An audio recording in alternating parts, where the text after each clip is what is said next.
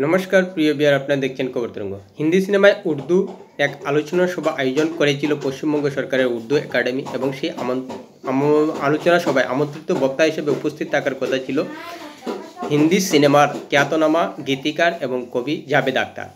কিন্তু তার আশা নিয়ে আপত্তি তুলে দুটি ইসলামী সংগঠন জমিয়ত উলামায়ে হিন্দ কলকাতা শাখা এবং ওয়াহ ইন ফাউন্ডেশন নামে একটি সংগঠন, আর তাদের আপত্তির কারণে জাভেদ আখতার শেষ পর্যন্ত চাপে পড়ে বাধ্য হলেন পশ্চিমবঙ্গে না আসার ঘোষণা দিতে। এতে করে কি হলো, দুটি সংগঠনের আপত্তিতে জাভেদ আখতার এলেন না, তাতে কারো কিছু আসে যায় না, কিন্তু সমাজের যে মৌলবাদীর চাপের কাছে নত হতে হচ্ছে সেটা কিন্তু পরিষ্কার হয়ে গেছে। গণতন্ত্রে আমরা কি জানি, ভারতবর্ষে একটা গণতান্ত্রিক দেশ এবং কংগ্রেস, তৃণমূল কংগ্রেস সহ সিপিএম সমস্ত রাজনৈতিক দলগুলো গর্ব করে বলে যে ভারতবর্ষে সবার খাওয়ার অধিকার রয়েছে, সবার যে কোনো কিছু পড়ার অধিকার রয়েছে, সবার গণতান্ত্রিক বা সাংবিধানিক অধিকারে বলে বলার অধিকার রয়েছে এবং যে কোনো রাজ্যে যাওয়ার অধিকার রয়েছে। এখানে কি হলো যে জাভেদ আখতারের গণতান্ত্রিক অধিকার পদদলিত হলো, পশ্চিমবঙ্গে আসতে পারলেন না মৌলবাদী মানসিকতার মানুষের আপত্তির কারণে, মৌলবাদী সংগঠনের আপত্তির জন্য। এটাই হলো, অর্থাৎ ভারতবর্ষে যারা গর্ব করে বলেন যে গণতন্ত্র ভারতবর্ষে রয়েছে, সেই গণতন্ত্র কিন্তু হেরে গেল মৌলবাদী সংগঠনের চাপের কাছে। এটাই পরিষ্কার বার্তা আসছে।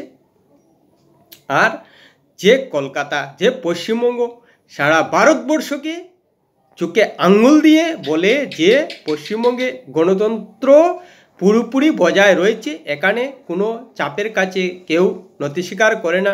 বিকাশ ভট্টাচার্য প্রকাশ্যে গোমাংসকে গণতন্ত্র জাহির করতে পারেন, সেই পশ্চিমবঙ্গে জাভেদ আখতারের মতো ঘোষিত নাস্তিক ব্যক্তি আসতে পারলেন না। শুধু ইসলামের সমালোচনা করেন এবং সঙ্গে সঙ্গে অন্যান্য ধর্মেরও সমালোচনা করেন, কিন্তু যেহেতু ইসলামিক সংগঠন জাভেদ আখতারকে আশা নিয়ে আপত্তি তুলেছে, তার মানে ধরেই নেওয়া যায় যে তারা ইসলাম ধর্মকে সমালোচনা সহ্য করতে পারেননি বলেই জাভেদ আখতারের গণতান্ত্রিক অধিকার রয়েছে পশ্চিমবঙ্গে আসার, তা রুখে দিল। এটা বলা যায় যে ভারতবর্ষের গণতন্ত্রের জন্য অবশ্যই সংকেতই। প্রিয় বিয়ার, ভিডিওটি ভালো লাগলে সাবস্ক্রাইব করবেন, এতে আপনার ক্ষতি হবে না কিন্তু আমাদের উপকার করে দেবেন। এই দুই সংগঠন আপত্তির বলার আগে বলবো যে কেন্দ্রে বিজেপি সরকার আগে, বিজেপি সরকার আসার পর নানা অসহিষ্ণু ঘটনা আমরা দেখতে পাচ্ছি।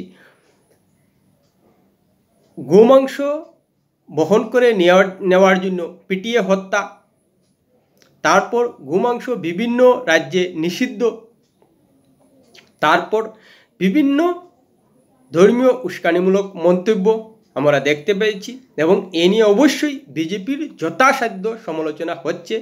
কংগ্রেস, তৃণমূল কংগ্রেস সহ বাম দলগুলো লাগাতার বিজেপিকে সাম্প্রদায়িক দল বলে সমালোচনা করছে এবং সমস্ত রাজ্যে সবাই কিন্তু গিয়ে বিজেপি শাসিত রাজ্যে গিয়েও সমালোচনা করতে পারছেন, কিন্তু কারো কোথাও যেতে বাধা হচ্ছে না। কিন্তু জমিয়ত উলামায়ে হিন্দ কলকাতা শাখা যেভাবে ওয়াহ ইন ফাউন্ডেশন যেভাবে জাভেদ আখতারের আশা রুখে দিল, তাতে পরিষ্কার বলে দেওয়া যায় যে পশ্চিমবঙ্গের মতো যারা নিজেদের গণতন্ত্রের রক্ষক বলে জাহির করেন এবং পশ্চিমবঙ্গে সবার সমান অধিকার রয়েছে, সবার সব কিছু পড়ার অধিকার রয়েছে, সবার সব কিছু খাওয়ার অধিকার রয়েছে, সবার সব কিছু বলার অধিকার রয়েছে সাংবিধানিক গণ্ডিতে থেকে, সেখানে কিন্তু গণতন্ত্র পদদলিত হয়ে গেল। হ্যাঁ, যারা বিজেপির গোমাংস বহনের জন্য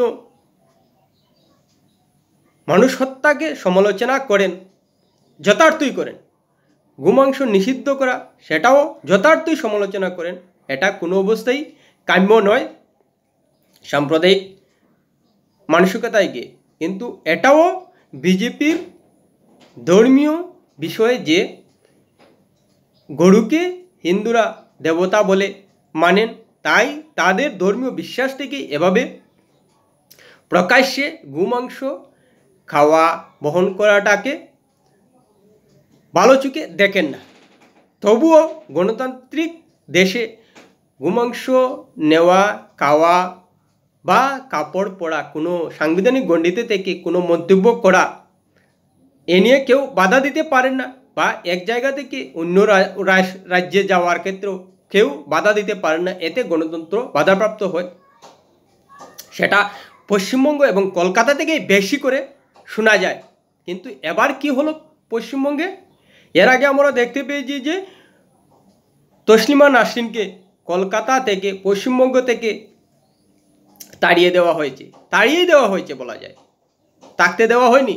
পশ্চিমবঙ্গে থাকার জন্য তসলিমা নাসরিনের প্রথম অগ্রাধিকার ছিল, কিন্তু তাকে থাকতে দেওয়া হয়নি। কারণ সেই মৌলবাদী সংগঠন এবং মৌলবাদী মানসিকতার মানুষের কাছে, আপত্তির কাছে তখনকার সরকার মাথা নত করে নিয়েছিল। আর এবারও দেখা যাচ্ছে যে পশ্চিমবঙ্গের বুদ্ধিজীবী, পশ্চিমবঙ্গের সরকার জাভেদ আখতারকে পশ্চিমবঙ্গে আনার জন্য উদ্যোগ নিচ্ছেন না, যার কারণেই জাভেদ আখতার একটা ঝামেলা সৃষ্টি হবে অনুমান করেই বাতিল করে দিয়েছেন তার সফর। এতে কি হলো? মৌলবাদী মানসিকতার মানুষের কাছে গণতন্ত্র পদদলিত হলো।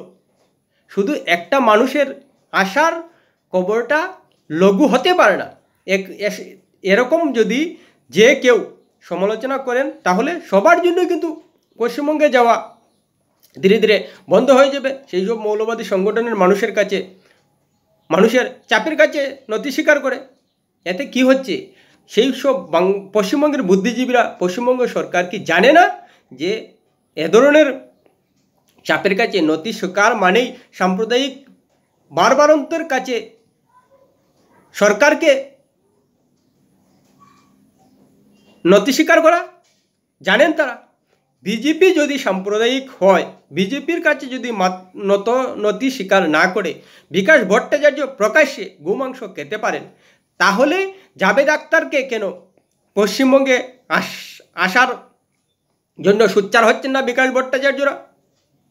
তসলিমা নাসরিনকে কেন পশ্চিমবঙ্গে জায়গা দেওয়া হচ্ছে না? দিল্লিতে যদি তসলিমা নাসরিন থাকতে পারেন বিজেপি শাসিত রাজ্যে, তাহলে পশ্চিমবঙ্গে কেন তৃণমূল কংগ্রেস তসলিমা নাসরিনকে এনে থাকার ব্যবস্থা করে দিতে পারছে না? আসলেই তৃণমূল কংগ্রেস জানে যে বিজেপির সাম্প্রদায়িক মানসিকতা, নরম মানসিকতা, এবং হিন্দুরা যথেষ্ট সহনশীল, যার কারণেই বিজেপিতে দিল্লিতে তসলিমা নাসরিন থাকলেও পশ্চিমবঙ্গে সেই থাকার সেই সুযোগ তসলিমা নাসরিনের নেই। কারণ তৃণমূল কংগ্রেস ভালো করেই জানে যে হিন্দুদের থেকে ইসলাম ধর্মের মানুষ বেশি কট্টর, এবং তাদের আপত্তিকে যদি অগ্রাধিকার দিয়ে তৃণমূল কংগ্রেস জাভেদ আখতারকে পশ্চিমবঙ্গে আনে, তাহলে তাদের ভোট বাতিল হবে। কারণ তৃণমূল কংগ্রেস জানে যে সেই সব সংগঠনের আপত্তি যদি মেনে না নেয় তৃণমূল কংগ্রেস, তাহলে তাদের ভোট ব্যাংক ধসে যাবে। কারণ এখানে কিন্তু একটা দুটি ভোট নয়, পুরো পশ্চিমবঙ্গের মুসলিম সমাজের ভোট তৃণমূল কংগ্রেস থেকে সরে যাবে। অর্থাৎ এইসব সংগঠনগুলো যদি নিজের সম্প্রদায়ের মানুষকে আহ্বান জানায় যে তৃণমূল কংগ্রেসকে ভোট দেওয়া চলবে না, কারণ তৃণমূল কংগ্রেস তার সংগঠনদের আপত্তি গ্রাহ্য করছে না, এটাই। কিন্তু অন্যদিকে বিজেপিকে সাম্প্রদায়িক বলে দেখে দিচ্ছেন, এবং বিজেপির বিভিন্ন সাম্প্রদায়িক মন্তব্য, বিতর্ক নিয়ে সোচ্চার হতে পারছেন। কারণ তারা জানেন যে এভাবে সোচ্চার হলে হিন্দু সম্প্রদায়ের মধ্যে সংগঠন থেকে এবং হিন্দু সম্প্রদায় থেকে ডাক দেওয়া হবে না তৃণমূল কংগ্রেসকে ভোট না দেওয়ার জন্য। এটা হচ্ছেও না। তৃণমূল কংগ্রেসও জানে যে হিন্দু সম্প্রদায়ের ভোট ভাগাভাগি হয়ে তৃণমূল কংগ্রেসে যাবে, সিপিএমে যাবে, বিজেপিতে যাবে। একচেটিয়া ভোট কোনো অবস্থায় ইসলাম ধর্মের মানুষের মতো একতরফা পড়বে না। হিন্দু ধর্মের ভোট ভাগাভাগি হয়ে যাবে, কারণ এখানে ধর্মের স্বাধীনতা রয়েছে। কিন্তু ইসলাম ধর্মে নেই, সেটা তৃণমূল জানে বলেই জাভেদ আখতারের পশ্চিমবঙ্গে আসা সংগঠনের চাপের কাছে বাতিল হওয়ার পরও কিন্তু পশ্চিমবঙ্গ সরকার উদ্যোগ হচ্ছে না, এবং পশ্চিমবঙ্গে যেসব বুদ্ধিজীবী এবং প্রতিক্রিয়াশীল মানুষ যে কোনো একটা ঘটনা বিজেপি ঘটালে বিতর্কিত সোচ্চার হয়ে ওঠেন, তাদের সোচ্চারে সারা পশ্চিমবঙ্গ উত্তাল হয়ে যায়। কিন্তু এখন জাভেদ আখতারের পশ্চিমবঙ্গ যাত্রা বাতিল হওয়ার পর কিন্তু এখন পর্যন্ত তাদের উত্তাল করার পরিস্থিতি দেখা যাচ্ছে না। তার মানে দাঁড়াচ্ছে যে পশ্চিমবঙ্গ সরকার তাদের কাছে নথি স্বীকার সঙ্গে সঙ্গে পশ্চিমবঙ্গের বুদ্ধিজীবী এবং প্রতিক্রিয়াশীল মানুষও কিন্তু ধর্ম দেখে নিজেদের বুদ্ধি দাঁড় করেন, এটাই দেখা যাচ্ছে। অথচ তসলিমা নাসরিন, জাভেদ আখতাররা শুধু ইসলাম ধর্মের সমালোচনা করেন না, সময়ে সময়ে হিন্দু ধর্মের সমালোচনা করেন। কিন্তু বলতে পারেন অনেকে যে হিন্দু ধর্মের সমালোচনা কম করেন, কিন্তু প্রশ্ন হলো যে ধর্ম থেকে বেশি কট্টর মানসিকতা প্রকাশিত হয়, যে ধর্ম থেকে বেশি বিতর্কিত বিষয় উঠে আসে, সেই ধর্মের প্রতি তো মানুষ বেশি করে সমালোচনা সোচ্চার হবেন। আর এটাই হচ্ছে বাংলাদেশের ঘটনা অহরহ গত 1 বছর থেকে ঘটছে। স্বাভাবিকভাবেই জাভেদ আখতার, তসলিমা নাসরিনরা এ নিয়ে সোচ্চার হচ্ছেন। বাংলাদেশে তো একটাও হিন্দুদের আগ্রাসী ঘটনা আসেনি সামনে গত 1 বছরে, তাহলে হিন্দু ধর্মের বাংলাদেশের ঘটনা নিয়ে সমালোচনা করার জায়গা নেই। স্বাভাবিকভাবেই তসলিমা নাসরিন করছেন না বা জাভেদ আখতাররা করার সুযোগ পাচ্ছেন না। কিন্তু ভারতবর্ষে বিজেপি এবং হিন্দু সংগঠনের দ্বারা নানা বিতর্কিত মন্তব্য হচ্ছে, সেই মন্তব্যের জন্য সমালোচনা করছেন, কিন্তু সেসব একেবারেই নগণ্য, যার কারণে হিন্দু ধর্মের সমালোচনাও তাদের কাছ থেকে খুব নগণ্য হচ্ছে।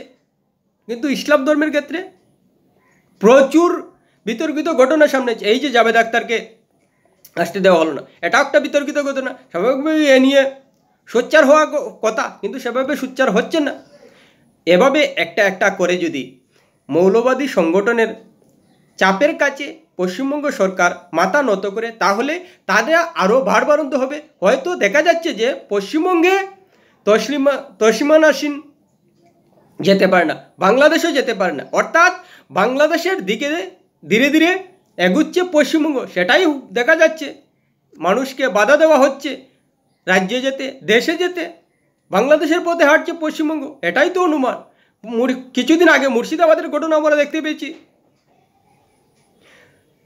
পশ্চিমবঙ্গে হিন্দু সংখ্যাগরিষ্ঠ, সেখানে কিন্তু পাল্টা এভাবে হিংসার ঘটনা ঘটে না।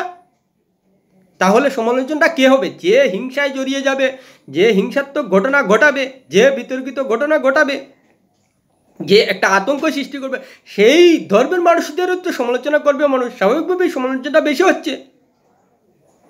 কিন্তু আমরা কি দেখতে পাচ্ছি যে পশ্চিমবঙ্গ এবং সরকার এবং যে পশ্চিমবঙ্গের বুদ্ধিজীবী প্রতিক্রিয়াশীল মানুষ এত সোচ্চার হন বাক স্বাধীনতা নিয়ে, গণতান্ত্রিক অধিকার নিয়ে, সাংবিধানিক অধিকার নিয়ে, সেই পশ্চিমবঙ্গের বুদ্ধিজীবী প্রতিক্রিয়াশীল মানুষ এবং সরকার জাভেদ আখতারের ক্ষেত্রে কড়া পদক্ষেপ নিতে পারলো না, তারা নথি স্বীকার করলো। এরপর যদি এইসব ইসলামী সংগঠনগুলো আরও নানা দাবি করে, ধর্মীয় আপত্তি তুলে বিভিন্ন দাবি দাবা করতে শুরু করেন, স্বাভাবিকভাবেই ধীরে ধীরে মাথা নত করা শুরু করবে পশ্চিমবঙ্গ সরকার।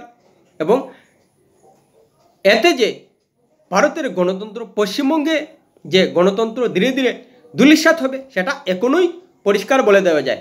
গোড়া থেকেই সে হিন্দু সম্প্রদায়ের হোক, সে ইসলাম সম্প্রদায়ের হোক, যে কোনো ধর্মের মৌলবাদী সংগঠনদের এ ধরনের আপত্তিকে পাত্তা দেওয়া কোনো রাজনৈতিক দলের উচিত নয়, কাম্য নয়। কারণ এতে ধর্মীয় সংগঠনের কাছে, মৌলবাদী মানসিকতার মানুষের কাছে নথি স্বীকার হয়ে যায় এবং কোনো সরকারের পক্ষে গণতান্ত্রিক পরিকাঠামো সুষ্ঠুভাবে পরিচালনা করা সম্ভব হবে না। প্রিয় ভিডিওটি ভালো লাগলে লাইক শেয়ার কমেন্ট করবেন।